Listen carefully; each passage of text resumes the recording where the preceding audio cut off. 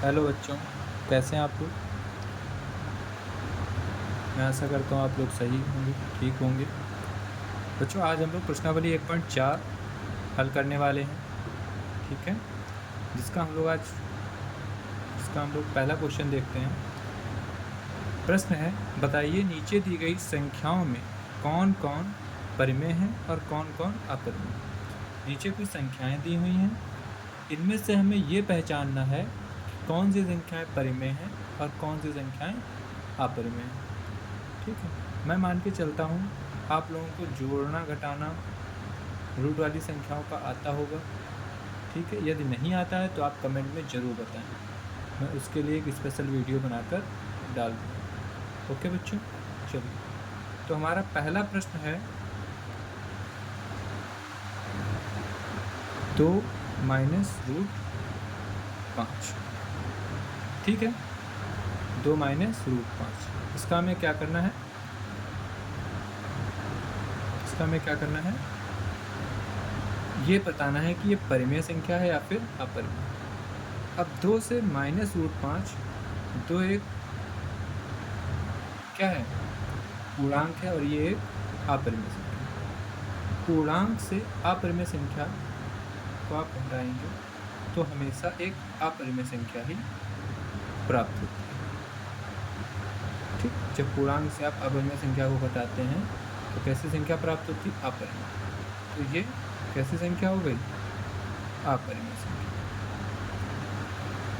ठीक है। ऐसे ही हमारा दूसरा प्रश्न है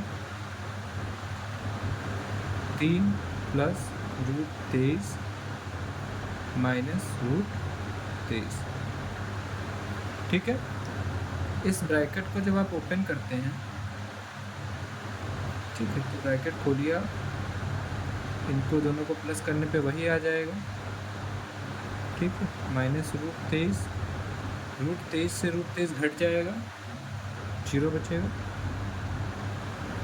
और 3 कैसी संख्या है, 3 एक परिमेय संख्या,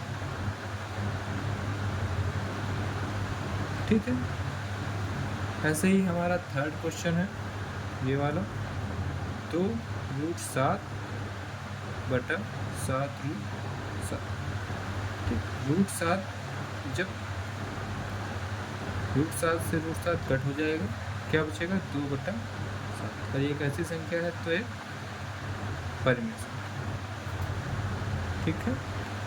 ऐसे ही हमारा अगला क्वेश्चन है। अगला क्वेश्चन क्या है, 1 बटे रूट 2, 1 बटा 2 रूट 2, ठीक है।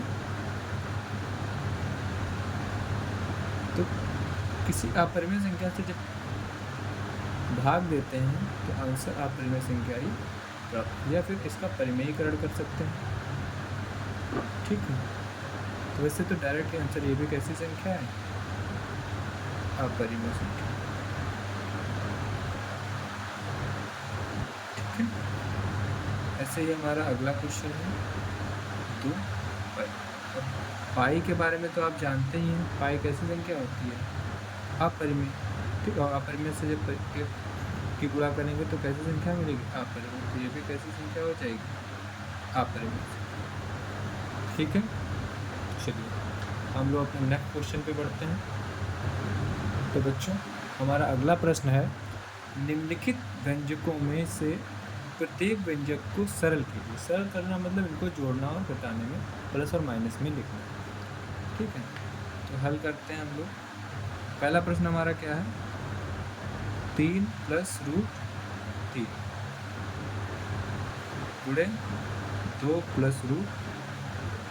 अब इसको कैसे सॉल्व कर सकते हैं, आप लोगों को पता होगा, पहले वाले पद का दोनों दूसरे के दोनों पदों से गुणा, 3 दूना 6, ठीक है। फिर 3 का रूट 2 से गुणा, और ये यहाँ प्लस है, ये भी प्लस है, तो प्लस प्लस प्लस 3 रूट 2, 3 की रूट 2 से गुणा करोगे 3 रूट 2 हो गया। फिर ये हो गया, इसका दोनों के साथ हो गया। अब इसका दोनों के साथ गुणा करेंगे, प्लस प्लस प्लस √3 गुणे 2, 2√3, ठीक है। फिर प्लस प्लस प्लस √3 गुणे √2, √6, ठीक, ऐसे करें। अब ये दोनों आपस में कुछ नहीं होगा, तो सॉल्व हो रहा है, नहीं हो रहा है, तो यही हमारा आंसर हो जाएगा। इसका टिक नहीं हो रहा है ना, तो यही हमारा आंसर हो जाएगा।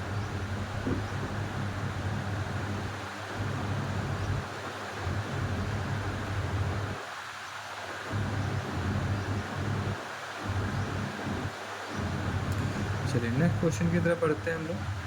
अगला प्रश्न है हमारा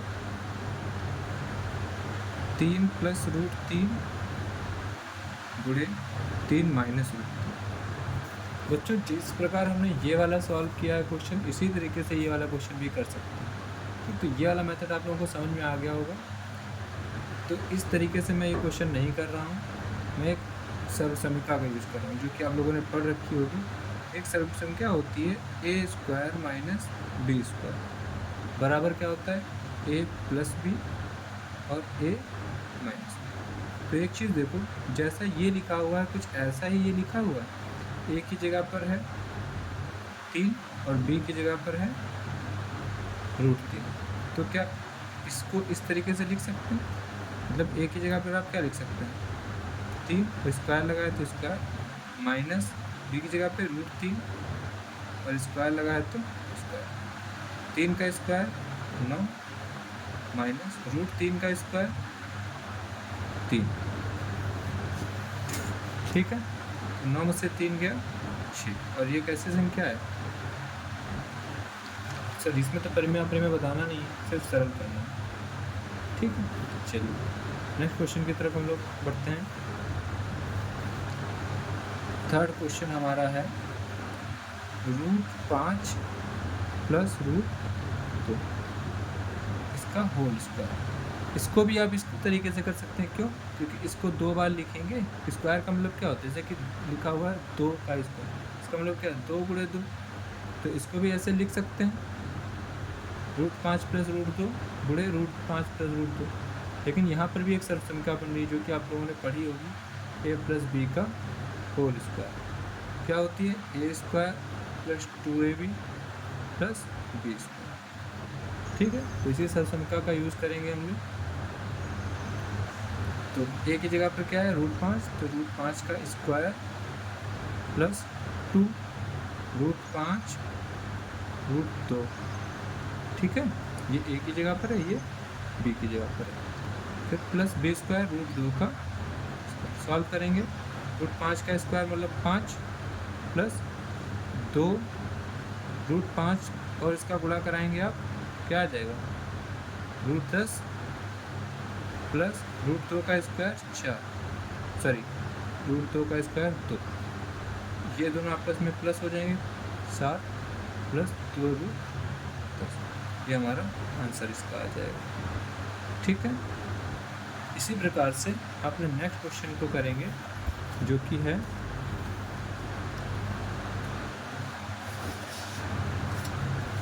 √5 माइनस √2 √5, कौन सा चौथा क्वेश्चन, √5 माइनस √2 और √5 + √2। ये सेम आपका सेकंड क्वेश्चन की तरीके से ही है, देखो इसके जैसा ही है। तो इसमें भी हम फार्मूला लगा देंगे, कौन सा, a² - b², क्या होता है a + b और a - b। तो a की जगह पे √5 और b की जगह पे √2, ठीक है। यही है, बस सॉल्व कर लेंगे। √5 का स्क्वायर माइनस √2 का स्क्वायर, √5 का स्क्वायर 5 और √2 का स्क्वायर 2, 5 में से 2 गए, ये हमारा इसका आंसर, ठीक है। तो ये हमारे हो गए। चलिए आगे बढ़ते हैं। तो बच्चों हमारा अगला प्रश्न है कि आपको याद होगा कि पाई को एक वृत्त की परिधि और उसके व्यास के अनुपात में परिभाषित किया जाता है। मतलब जो पाई है उसको हम लोग क्या लिखते हैं, परिधि बटे व्यास, इस तरीके से इसको लिखा जाता है। ठीक है, अर्थात पाई बराबर सी बटे डी। अब इन्होंने परिधि को सी माना है और व्यास को डी, तो सी बटे डी लिखा है। ठीक है, यह इस तथ्य का अंतर विरोध करता हुआ प्रतीत होता है कि पाई अपरिमेय है। अंतर विरोध का निराकरण आप कैसे करें? ठीक है, बिल्कुल सही बात है कि अगर हम देखें तो कहीं पर मान लेते हैं हमें लिखना है कोई वृत्त है जिसकी त्रिज्या है 7 सेंटीमीटर। ठीक, तो हम लोग फॉर्मूला क्या लगाते हैं, पाई आर स्क्वायर। ठीक, तो पाई का मान 22/7 रखते हैं और ठीक, तो ये 22 गुणा 7 हमारा आंसर आ जाता है। बिल्कुल सही है। पाई को बोल रहे हैं कि एक अपरिमेय संख्या है, लेकिन मान इसका 22/7 रखते हैं जो कि परिमेय संख्या है। अब इस चीज़ को हमें निराकरण करना है, इस चीज़ का कि इसका विरोध ना किया जा सके। तो बच्चों जो 22/7 होता है ये पाई का मान नहीं होता है। जी, आप सही सुन रहे हैं, पाई का मान नहीं होता है। ये इसका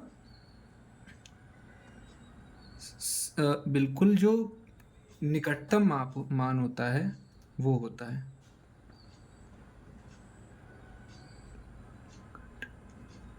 ठीक है, 22/7 जो होता है वो पाई का मान क्या होता है,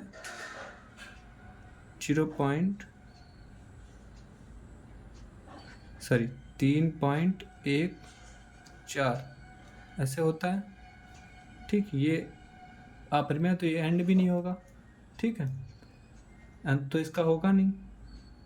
ठीक है, तो इसका ये बिल्कुल निकटतम मान होता है, ना कि एग्जैक्ट मान होता है। एग्जैक्ट मान अपरिमेय संख्या का होता ही नहीं है। ठीक है, इसलिए उसका निकटतम मान लिया जाता है हमेशा।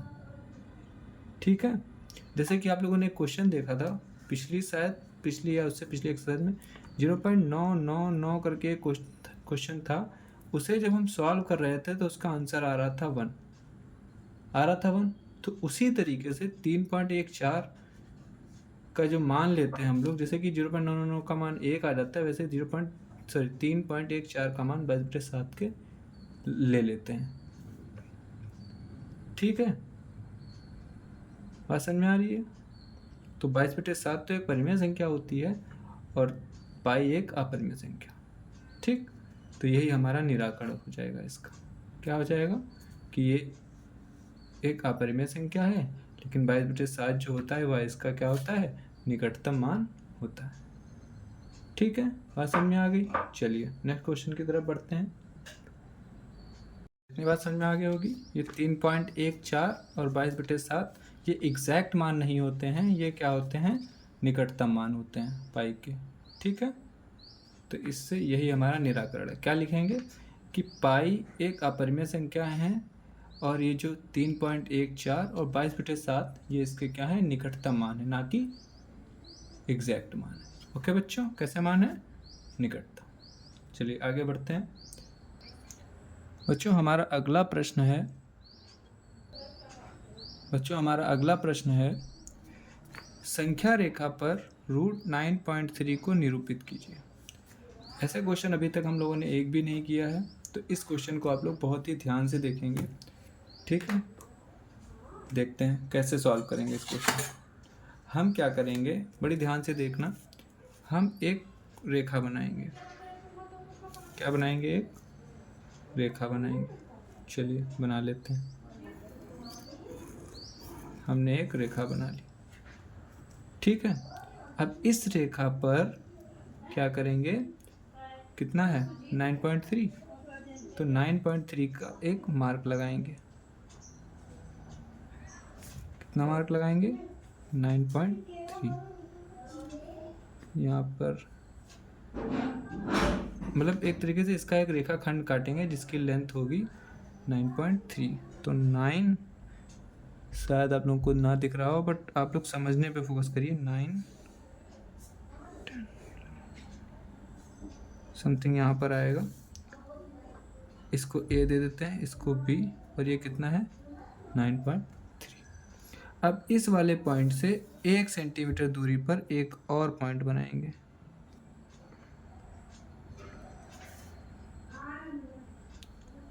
सी ले लें, ठीक है। अब इस पॉइंट और इस पॉइंट, मतलब अब पहले रेखा ए बी थी, हम अब ये रेखा ए सी को बाइसेक्ट कर देंगे। ठीक, बाइसेक्ट कैसे करते हैं आप लोगों को पता होगा। ठीक है, कैसे करते हैं, प्रकार को आधे से ज़्यादा खोलते हैं, ठीक है, एक ऊपर चाप लगाते हैं और एक नीचे, फिर दूसरी तरफ से ऐसे ही करते हैं, एक ऊपर चाप लगाते हैं और एक नीचे, ठीक है। और फिर इन दोनों जहाँ पर एक दूसरे को ये कट कर रहे हैं उनसे होती हुई एक रेखा खींचते हैं। तो हमें रेखा तो खींचनी नहीं है, हमें सिर्फ क्या करना है, इस वाली रेखा को बाइसेक्ट करना था। तो वो बाइसेक्ट पॉइंट कहाँ आ जाएगा, इस जगह पर। ठीक, ये हमारा केंद्र बिंदु आ गया। ठीक है, बात समझ में आ गई। अब हम क्या करेंगे, इसको केंद्र, इस केंद्र से, इस वाले केंद्र से क्या करेंगे, एक इसको केंद्र, इसको ओ मान लेते हैं, ठीक है। अब हम क्या करेंगे, इस ओ ए लंबाई का एक वृत्त बनाएंगे। कितनी लंबाई का, ओ ए लंबाई का। इस ओ ए लंबाई का हमने, सॉरी ओपन हो गया, ये था बिल्कुल सही बन रहा था। ओ ए लंबाई का एक वृत्त ड्रॉ कर लेंगे, ठीक है। आप लोगों को विजुअल नहीं होगा, कोशिश कर रहा हूँ मैं। ओ ए लंबाई का हमने एक वृत्त ड्रॉ कर लिया, और फिर बस लास्ट स्टेप हमारा है, इस बी पॉइंट से एक लंब ड्रॉ करेंगे, मतलब 90 डिग्री पर एक रेखा खींच देंगे जो इस अर्धवृत्त को कट करे। इसको दे देंगे डी नंबर, यही हमारा होगा 0.93, ठीक है। अब हमें इसको, ये लेंथ कितनी 0.93 है, हम क्या कर सकते हैं, अब इस लेंथ का, इस त्रिज्या का एक वृत्त बना देंगे। क्या हो रहा है ये, इस त्रिज्या का एक वृत्त बनाएंगे। अब ये वाली लाइन जो थी वो यहाँ पर आकर गिर रही है, कहाँ पर, यहाँ पर। तो यही वाला जो हमारा पॉइंट है ये √9.3, ठीक, समझ में आ गया। बड़ी ध्यान से समझ लो। फिर से क्या करते हैं, एक रेखा लेते हैं, उसमें जितना हमें पूछा गया है, जैसे √93 पूछा गया है, तो √93 की जगह हम 9.3 का एक रेखाखंड काटेंगे जो कि यहाँ पर आएगा, ठीक है। फिर उसके आगे 1 सेंटीमीटर और ले लेंगे, और ले लिया। फिर ए से सी, ये वाली जो रेखाखंड है, इसका बाइसेक्टर निकालेंगे। बाइसेक्टर मतलब इसको 20 से काट देंगे, इसका मध्य बिंदु देखेंगे कहाँ पे, तो मध्य बिंदु यहाँ पर आएगा। अब इसको केंद्र मानकर एक वृत्त बना देंगे, और वृत्त की त्रिज्या कितनी होगी, ओ ए या ओ सी, ठीक, ये वाला इतनी त्रिज्या लेकर के इस तरीके से नाप लेंगे हम लोग, इस तरीके से, और एक वृत्त ड्रॉ कर देंगे। अब वृत्त ड्रॉ करने के बाद में जो हमारा बी पॉइंट था, उससे इस रेखा पर, इस रेखा बी पॉइंट पर एक लंब डालेंगे जो इस रेखा को कट करेगा। जहाँ पर कट करेगा उतना प्रकार खोलेंगे और एक फिर से एक वृत्त ड्रॉ कर देंगे, वही हमारा पॉइंट क्या हो जाएगा, 9.3 हो जाएगा। ये सभी क्वेश्चन के लिए वैलिड है, ओके। इस रूट के अंदर जितने भी क्वेश्चन हो और उन्हें रेखा पे ड्रॉ करना हो तो इस तरीके से करेंगे, ओके। चलिए बढ़ते हैं नेक्स्ट क्वेश्चन पे। अगर नहीं समझ आता तो आप कमेंट करके बता दें। अगला प्रश्न है हमारा, निम्नलिखित के हरों का परिमेयीकरण कीजिए। परिमेयीकरण क्या होता है, परिमेयीकरण मतलब कि उससे उल्टा लिखना है, ठीक। तो पहला क्वेश्चन है, देखिए बड़ी ध्यान से, 1/√7, इसका परिमेयीकरण करना है। परिमेयीकरण मतलब जो हर है इसमें प्लस माइनस तो है नहीं, ठीक है, प्लस माइनस का कंडीशन अलग होता है, नॉर्मल का अलग। इसका जब आप परिमेयीकरण करेंगे तो √7 से ऊपर गुणा करा देंगे, √7 से नीचे गुणा करा देंगे। तो √7 इंटू √7 कितना हो जाएगा? 7। √7 एक कितना हो जाएगा? तो हमारा आंसर क्या आ जाएगा? √7/7। ठीक, ऐसे ही दूसरा क्वेश्चन करेंगे हम लोग। क्या है? 1/√7 माइनस √6। इसका परिमेयीकरण करेंगे तो देखें, हर का परिमेयीकरण कर रहे हैं हम लोग, तो हर में लगा हुआ है माइनस। तो अब सेम इसी नंबर से गुणा करेंगे अंश तथा हर में, बट प्लस की जगह क्या हो जाएगा? माइनस। ठीक, मतलब √7 यहाँ प्लस माइनस है तो यहाँ प्लस √6/√7 प्लस √6। यहाँ अगर प्लस है तो गुणा यहाँ पर माइनस है तो गुणा ऊपर अंश तथा हर में किससे करेंगे? प्लस वाले से। और अगर यहाँ प्लस है तो गुणा अंश तथा हर में किससे करेंगे? माइनस वाली संख्या से। पूरी वैल्यू सेम रहेगी, बस माइनस और प्लस बदल जाएंगे।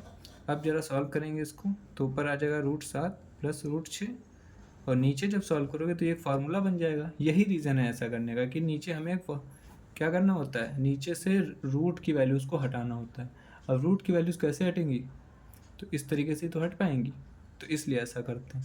तो रूट की वैल्यूज़ हटाने के लिए देखो रूट की वैल्यू हट जाएंगी। √7 ये 7 का स्क्वायर बनेगा, सॉरी √7 का स्क्वायर बनेगा माइनस √6 का स्क्वायर बन जाएगा।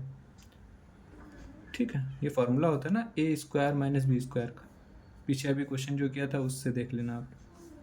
ठीक, तो √6 प्लस √7 प्लस √6 बटा √7 का स्क्वायर 7 माइनस 6 क्या आ जाएगा? 7 में से 6 क्या? 1, मतलब हमारा फाइनल आंसर आएगा 7। √7 देखो, √7 का स्क्वायर 7, √6 का स्क्वायर 6, माइनस लगा मैंने, 7 में 6 क्या? 1। तो आंसर क्या आएगा? √7 प्लस √6/1। 1 लिखते नहीं है, ये आंसर आ जाएगा।